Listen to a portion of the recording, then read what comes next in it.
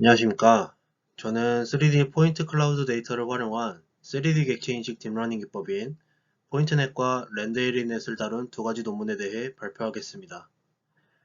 현 시점은 이미지 데이터를 활용한 2D 객체 인식이 활발히 연구되고 있으나 더욱 정밀한 3D 데이터를 추가적으로 활용함으로써 인식 예측에 대한 성능이 고도화되고 있는 연구들이 수행되고 있습니다. 이에 포인트넷 기법은 3D 데이터를 활용한 객체 인식 분야에서 가장 대표적으로 자리하는 기법이고, 렌데에린의 기법은 대량의 3D 데이터를 활용하면서 높은 성능까지 보유하는 기법입니다. 이번 장은 3D 분류 및 분할을 위한 포인트넷 기법에 대해 요약하였습니다. 먼저 포인트 클라우드라는 데이터는 3D 레이저 스캐너를 통해 수집할 수 있는데, 수집된 데이터는 점 데이터 형식으로 테이블로 보았을 때 데이터가 스캔 방향에 따라 순서대로 수집되지 않고 가시화를 하였을 때 데이터 사이사이에 빈 공간이 있다는 것을 알 수 있습니다. 이처럼 3D 데이터는 2D 데이터에서 깊이와 관련된 차원이 추가되기 때문에 2D 객체 인식에 비해 높은 정확도가 나오지 않지만 보다 정밀한 데이터를 활용한다는 점에서 미래 가능성을 보고 활발히 연구되고 있고, 그중 획기적인 시도로 관련 분야에서 가장 대표적으로 자리 잡게 된 기법이 포인트넷입니다. 포인트넷은 크게 분류, 요소 분할, 의미론적 분할에 대한 기능을 지원하고 스페셜 트랜스포머 네트워크와 같은 2D 데이터에 활용되었던 기존 기술들을 변형시켜 적용되기도 합니다. 이번 장에서는 포인트넷만의 차별화된 두 가지 법칙을 정리하였습니다. 먼저 3D 스캐너를 통해 수집된 포인트 클라우드는 좌측 상단의 표와 같이 X, Y, G 세 개의 축을 가진 점 데이터로 구성됩니다. 이 데이터들은 딥러닝 알고리즘에 적용하여 분류와 분할이 수행되는데, 인덱스에 따른 각각의 점 데이터 자체에 의미가 있기 때문에 연산 과정에서 데이터들이 뒤섞이지 않아야 하고, 포인트넷은 이를 순서 불변이라 칭하여 적용합니다. 좌측 하단에는 2D 데이터를 활용한 변환 불변의 예시인 스페셜 트랜스포머 네트워크를 들었는데, 이는 각각의 데이터에 대해 이동이나 회전된 데이터가 적용되더라도 그 데이터 자체에 대한 제대로 된 인식이 필요하기 때문에 적용된 네트워크가 STN입니다.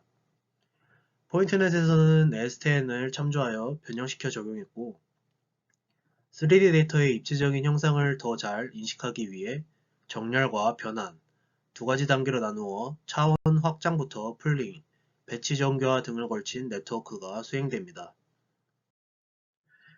포인트넷의 또 다른 특징은 딥러닝에 적용될 포인트 데이터에 제한을 걸어두었다는 점입니다. 초당 수백만 개의 레이저를 통해 수집되는 포인트 클라우드이지만, 포인트 클라우드 로우 데이터를 활용한 선행 연구 사례가 없기 때문에 포인트넷은 하드웨어적인 성능 한계를 고려하여 최대 3000개의 포인트 데이터를 연산하고자 했습니다.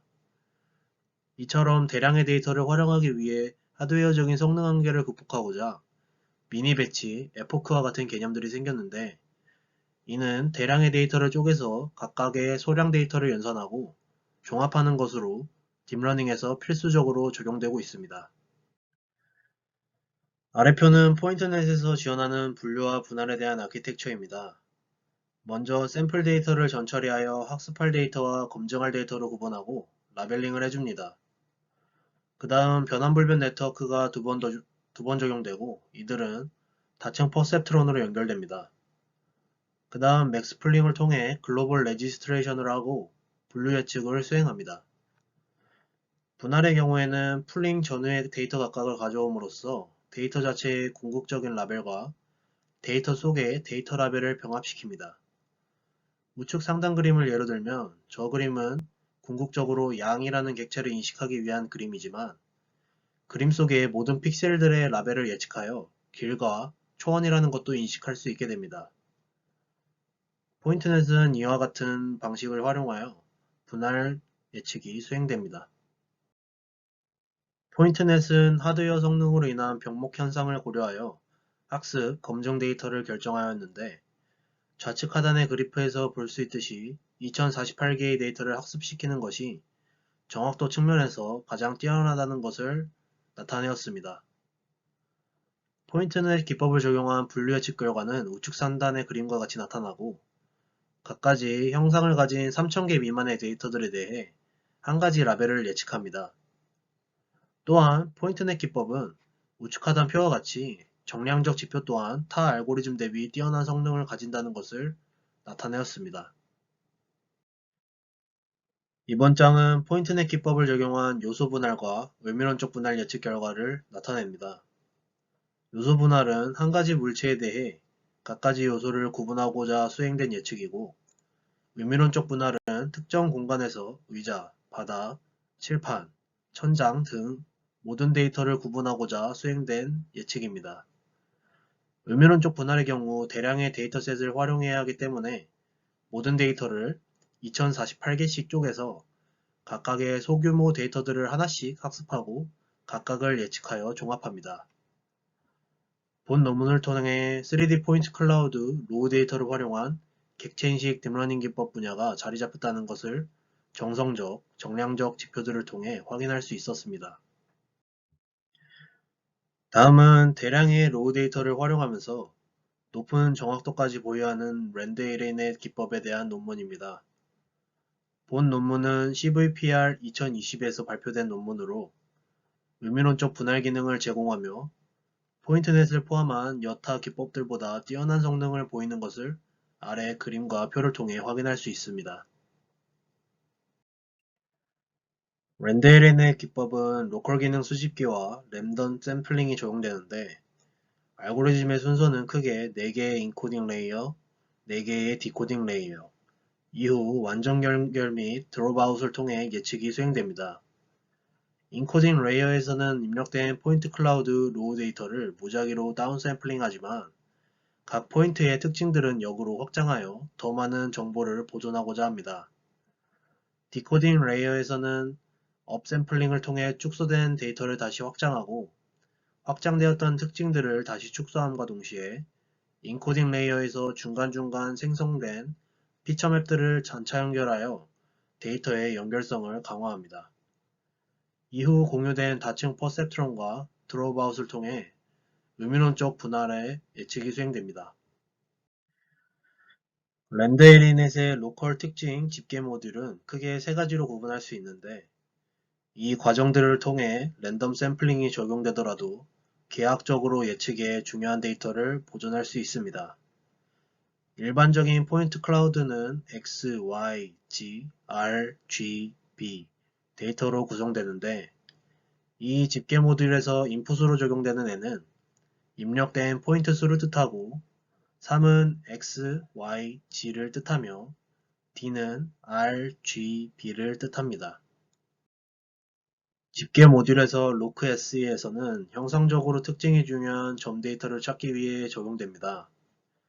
데이터를 먼저 클러스터링하고 그 영역의 중심점을 찾은 다음 중심점과 인접점들의 상관성을 찾아서 연결 연산을 수행하는데 이를 통해 새로운 특징 집합인 Fhat을 구할 수 있습니다.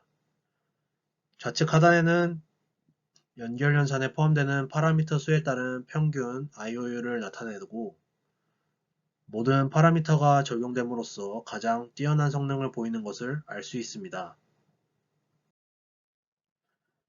다음은 인접 특징 집합 Fhat으로부터 중요한 특징을 가지는 데이터를 찾아내기 위해 주의 점수를 계산하는 주의 플링 유닛입니다. 계산은 공유함수 G에서 이루어지고 여기에서 소프트맥스 활성화 함수를 통해 데이터마다 특정 가중치를 부여해 줍니다. G를 통해 기하학적으로 예측에 중요한 특징을 가지는 데이터에 높은 가중치를 주고 중요하지 않은 데이터에는 낮은 가중치를 부여합니다. 그리고 공유함수 G로 계산된 S와 이전에 구했던 Fhat을 내적하여 모두 더한 Ftilde를 구합니다. 렌데이넷은 로크SE와 AP가 2번 적용되었는데 이로써 데이터의 기하학적인 세부사항이 더 잘 보존되어 정확도가 높아집니다. 좌측 하단 표에 로크SE와 AP의 적용 횟수에 따른 MIOU를 확인할 수 있습니다. 중앙 하단의 표는 렌데이넷에서 적용된 주의 풀링과 다른 일반적인 풀링 방법들 및 단순화된 잔여 블록과의 비교를 통해 렌데리넷의 프레임워크가 더욱 뛰어나다는 것을 알 수 있습니다. 저는 이번에 포인트넷과 렌데리넷 기법에 대한 논문들을 정리하였는데, 이러한 연구들은 구글 웨이모나 페이스북 등 세계 선도기업과 대학교에서 지금도 활발히 연구되고 있고, 이러한 기술들이 상용화된 시점에서 검토하는 것은 늦었다고 생각하며, 최신 기술 동향들을 상시 살피고 조선 분야로의 적용을 위해 힘써야 한다고 생각합니다. 감사합니다.